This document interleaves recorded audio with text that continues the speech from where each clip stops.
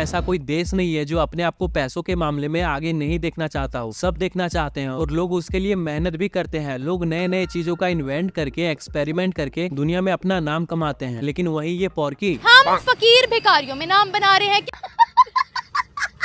और ऐसा नहीं है कि इनकी मजबूरी है इसलिए ये पोर्की कटोरा हिलाते हैं। वजह ये है कि किसी ने इन पोर्कियों को बोल दिया था कि पैसे बनाने के दो रास्ते हैं, पहला अपनी मेहनत और दिमाग से और दूसरा लोगों के सामने कटोरा हिला के।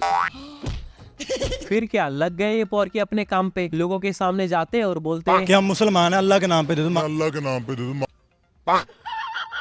और ऐसा नहीं है कि एक फैमिली का कोई एक प्राणी कटोरा हिलाता हो, वो भी मजबूरी में कि शायद बॉडी का कोई पार्ट काम ना करता हो। लेकिन ये पोर्की तो इसे तो अपना पूरा बिजनेस ही बना लिए हैं। और वो भी ऐसा बिजनेस नहीं कि इस बिजनेस को फैमिली का कोई एक प्राणी संभालता हो, बल्कि पूरा का पूरा इन पोर्कियों ने इस बिजनेस में अपना पूरा मोहल्ला उतार रखा है। क्यों पोर्कियों? बहुत ज्यादा है, पूरी पूरी फैमिली है यहाँ पे ना।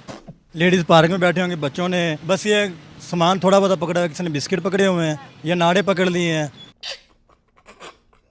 कोई भी छोटा सा उन्होंने सामान पकड़ा होगा और अपना अगर वो देने जाएंगे, सेल करने जाएंगे, वो नहीं लेगा। सर बच्चे भूखे हैं, कुछ भी गुजारा नहीं हो रहा है, ये नहीं हो रहा।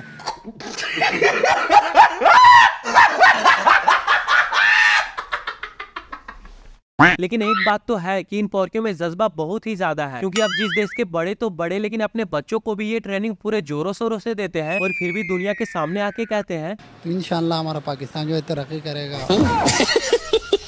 तो पोर्कियों अब तुम लोग खुद ही बताओ कि जिस बच्चे को देश का आने वाला फ्यूचर बोला जाता है, अगर तुम लोग उसे ऐसे ही ट्रेनिंग दोगे तो लगता है कि तुम्हारे देश का फ्यूचर कभी ब्राइट होगा? तो जो अवाम मर रही है वो क्या करेगी?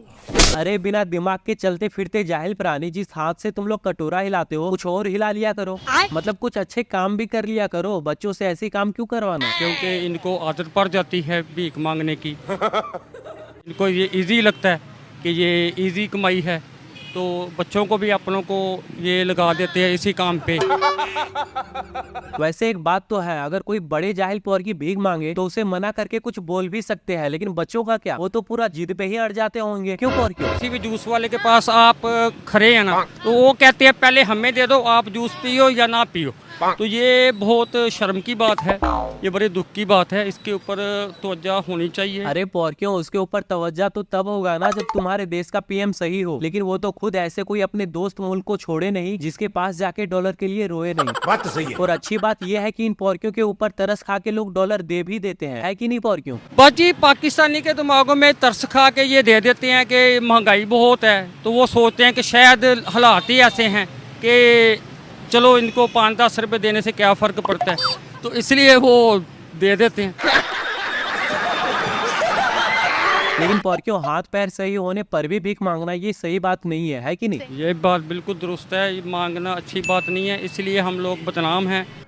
और ऐसा तभी होता है पोर्कियों जब बच्चों के पढ़ने वाले उम्र में तुम लोग अपने जैसे हरकतें सिखाते हो। बिल्कुल जी, आपकी बात सही है, एजुकेशन की कमी है, तालीम की कमी है। अगर पढ़ा लिखा हमारा मुल्क होगा तो फिर समझदार भी होगा। अगर माँ बाप पढ़े लिखे होंगे तो बच्चे भी के ऊपर भी वो तवज्जो देंगे। तो तुम्हें क्या लग रहा है पोर्कियों कि भारत ने तुम्हें तवज्जो नहीं दिया था? वो अलग बात है, वो सियासत है, वो पॉलिटिशियन है, उनके बारे में तो हम कुछ नहीं कह सकते।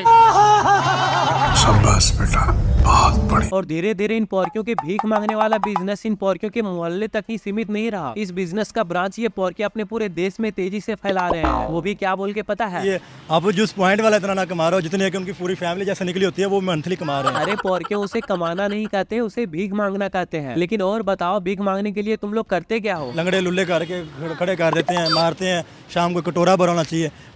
मैं तो देखता हूँ यहाँ पे कितनी फैमिली बच्चों को मार मार के बिस्किट दे के बैठाती हैं कि ये इतने पैसे लेके आना है तुमने। अरे पोर्कियों, तुम लोग गिरे हुए हो ये तो पता है, लेकिन इतना गिर चुके हो कि अपने बच्चों को भी नहीं छोड़ते। सुधरो पोर्कियों, सुधरो। और पाकिस्तानियों, कम से कम ऐसे बच्चों के फैमिली को अच्छे से खबर लो ताकि देश का फ्यूचर तुम्हारा फुटरे ना बन जाए, वरना हमें क्या, हम तो चुप हम चाहना है। अच्छा पोर्कियों, अगर मान ले कि तुम लोग अपने देश के ऐसे भिखारियों को बोलते भी हो तो फिर वो क्या कहते हैं? कह रहा है कि बस अब मेरा ये शौक बन गया या पेशा बन गया, गाड़ी लिया मैंने, 2 प्लाट ले लिए, ऐसे बताता रहा। इसीलिए दुनिया तुम्हारे जैसे चोरों और भिखारियों से डर के तुम्हें बैन कर देती है। कि अब डरना तो उनका बनता है, जब एक जाहिर बात है प्रोफेशनल चोरों की वजह से बनेगा। मतलब मानते हो ना कि तुम लोग प्रोफेशनल चोर और भिखारी हो? अभी इन चोरों को छोड़ दो, बड़े बड़े प्रोफेशनल बैठे हैं जो अभी टैक्स के जरिए आवाम के पैसे खा रही है। खत्म। Bye bye tata goodbye गया।